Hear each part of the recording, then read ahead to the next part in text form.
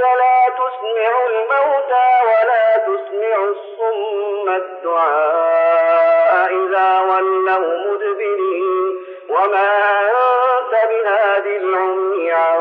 ضلالتهم إن تسمع إلا من يؤمن بآياتنا فهم مسلمون وإذا وقع القول عليهم أخرجنا لهم دابة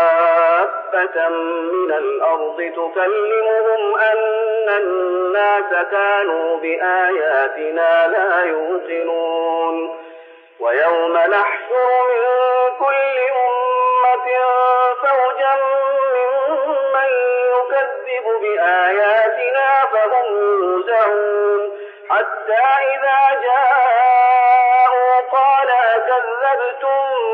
بآياتي ولم تحيطوا بها علما أم ماذا كنتم تعملون ووقع القول عليهم بما ظلموا فهم لا ينطقون ألم يروا أنا جعلنا الليل ليسكنوا فيه والنهار مبصرا إن في ذلك لآيات لقوم يؤمنون